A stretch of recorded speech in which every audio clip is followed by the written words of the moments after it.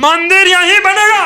जो जमीनें गई यहाँ आवासीय मकान, उनका मुआवजा सही नहीं मिला और पुनर्वास के लिए हम लोगों को जमीन दी गई, कोई कागज पत्तर नहीं मिल रहा। नाराजगी पूरे जिले में है, पूरा टूट फूट सब मचा हुआ है। कारखाना क्यों नहीं बनता है? बिहार और उत्तर प्रदेश कारखाना नहीं बना रहे हैं, राम जी को कारखाना बना के रख दिया। क्या विकास हो रहा है कि काम हम जनता से बिन बिन करके तिनका चुन करके तब घर बनता है।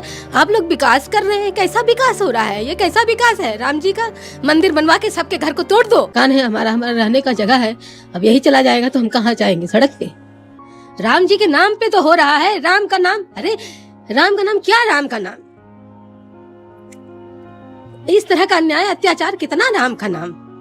हमरे पास एक रोटी नहीं खाने के लिए कौन सा राम का नाम आ गया हमको देने के लिए? ये जवाब दीजिए।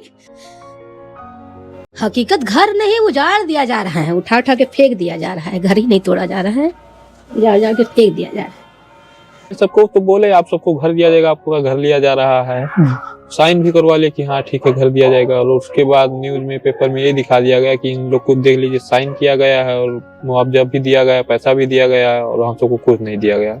जो मेरा था चला गया, अब सरकार में है, किराए पे है, जब चाहेगी सरकार निकाल देगी। हार गई विपक्ष वाले अपनी गलत बात को सही साबित कर ले गए कि संविधान बदल देंगे, आप वोट डालने का अधिकार खत्म कर देंगे, और ये अपनी सही बात को नहीं साबित कर पाए, वो इनकी गलत बात को साबित कर ले गई विपक्ष वाले। हाँ भाई, मंदिर तो वहीं बन गया जहां बनना था, जिसे बनाना था। खैर वो अयोध्या से हार गए। सोशल मीडिया पर लगातार ये इल्जाम लगाए जा रहे हैं या फिर ट्रोलिंग हो रही है अयोध्या के लोगों को लेकर कि भाई जो राम लाए, जिन्होंने राम मंदिर बनवाया, उनके साथ ही धोखा कर दिया अयोध्या वालों ने। अयोध्या वाले किसी के सगे नहीं हैं और ना जाने क्या क्या बातें बोली जा रही हैं। तो ये कुछ क्लिप्स जो थी ना, वो उन लोगों के लिए थी कि आप जरा देख लीजिए। राम मंदिर तो बना, बहुत अच्छी बात है, भव्य मंदिर बना है, राम वापस आए हैं, सब कुछ ठीक है, लेकिन जो लोग वहां रह रहे हैं उनके साथ क्या हुआ, उन पर क्या बीती और वो किस कठिनाइयों से, परेशानियों से गुजर रहे हैं, ये आप महसूस भी नहीं कर सकते हैं। क्योंकि आप तो अपने घर में छत के नीचे बैठे हैं, अच्छा खाना खा रहे हैं और आपके जीवन में उनके जितनी शायद परेशानी ना हो जो वो देख रहे हैं, वो भी किसी और की वजह से। खैर आगे पूरे विस्तार से फैक्ट्स के साथ और जो वहां पर उम्मीदवार थे बीजेपी के, उनके जो चिट्ठे हैं उनके बारे में भी आप जरूर आगे वीडियो पूरा देखिए और समझने की कोशिश कीजिए कि उन लोगों पर क्या कुछ गुजर रही थी। अयोध्या में तो एयरपोर्ट भी बनवाया गया है, फिर भी अयोध्या में बीजेपी कैसे हार गई? ये सवाल ऐसा ही है जो किसी को डाइजेस्ट नहीं हो रहा है, क्योंकि कभी किसी ने ऐसा सोचा नहीं होगा। भाई बीजेपी तो छाती ठोक कर कह रही थी ना कि अयोध्या में आना तो तय है और नारा भी यही चल रहा था कि राम को जो लाए हैं उन्हें ही लाया जाएगा, लेकिन पासा सारा पलट गया। सोशल मीडिया से लेकर हर जगह इस बात की चर्चा चल रही है, तो भाई कुछ तो कमी रही होगी ना जो अयोध्या से हार गए। हुआ ये है कि अयोध्या में बीजेपी की हार की वजह वहां जमीन अधिग्रहण और उसके मुआवजे का मुद्दा है, जो इनको महंगा पड़ गया है।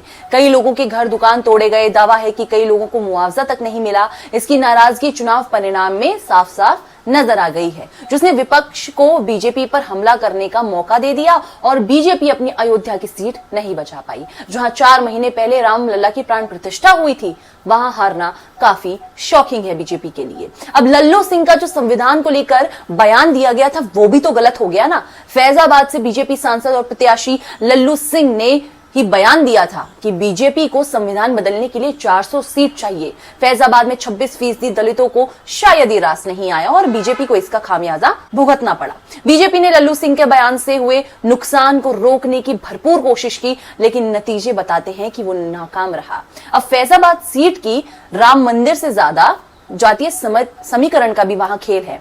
फैजाबाद सीट पर अखिलेश यादव ने नया प्रयोग किया था। सामान्य सीट होने के बावजूद सपा ने यहां पर अयोध्या की सबसे बड़ी दलित आबादी वाली पासी बिरादरी से अपने सबसे बड़े चेहरे अवधेश प्रसाद को उम्मीदवार बनाया और वहां से उन्हें जीत हासिल हुई इसी की वजह से। इसके अलावा सपा कांग्रेस गठबंधन बीजेपी की वोट बैंक को बांटने में भी कामयाब रहा। इस सीट पर करीब 5 लाख मुस्लिम वोटर हैं और जाहिर सी बात है कि इंडिया गठबंधन की ओर ज्यादा झुकाव रहा और इस वजह से सपा को वहां पर जीत हासिल हुई। अब कार्यकर्ताओं की जो अनदेखी है वो बहुत बड़ी वजह है। फैजाबाद में बीजेपी की हार की एक और बड़ी वजह कार्यकर्ताओं की अनदेखी मानी जा रही है, जिसके चलते पार्टी से सच्चिदानंद पांडे जैसे युवा नेता टूट गए। चुनाव की घोषणा के 6 दिन पहले 12 मार्च को सच्चिदानंद ने बीएसपी ज्वाइन कर ली और उन्होंने बीजेपी के वोट में करीबन 46,000 वोटों का खेल हो गया और बीजेपी ने ग्रामीण क्षेत्रों पे कोई फोकस नहीं किया। भारतीय जनता पार्टी ने अयोध्या धाम के विकास पर सबसे ज्यादा फोकस किया।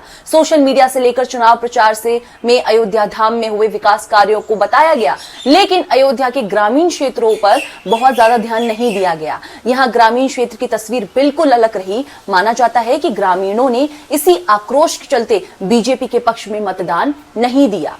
अब अखिलेश यादव की जो रैलियां हुई हैं उसका असर किस तरह पड़ा, ये थोड़ा और डिटेल में जान लेते हैं।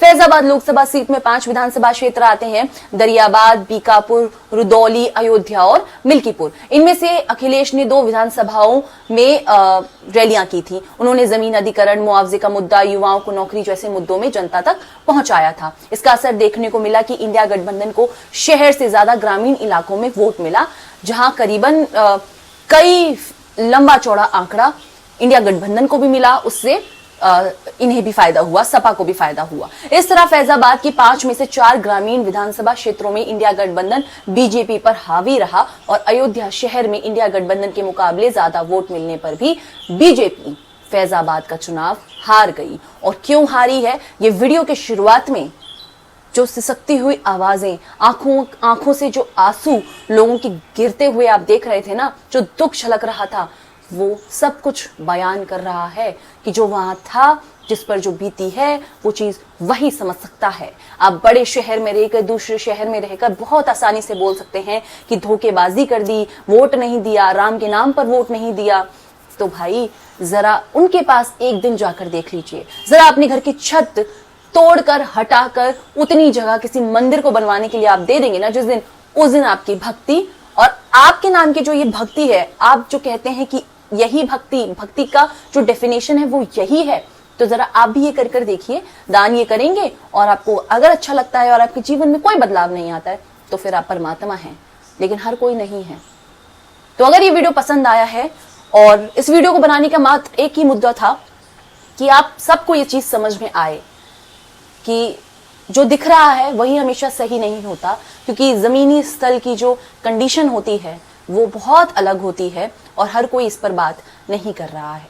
तो शायद आपको अयोध्या वासियों का दुख और दर्द भी समझ आया हो और उनका आक्रोश समझ आया हो, जो उन्होंने 2024 के जो लोकसभा चुनाव हुए हैं उसमें उन्होंने जिस तरह अपना आक्रोश दिखाया है वो दिखाना बनता भी था। अगर ये वीडियो पसंद आया तो प्लीज इसे लाइक कीजिए, शेयर कीजिए और चैनल को जरूर सब्सक्राइब कीजिए। आपके लिए बिल्कुल मुफ्त है, इससे मेरी बहुत मदद होगी और इसी तरह खबरवती को ढेर सारा प्यार देते रहिए। शुक्रिया।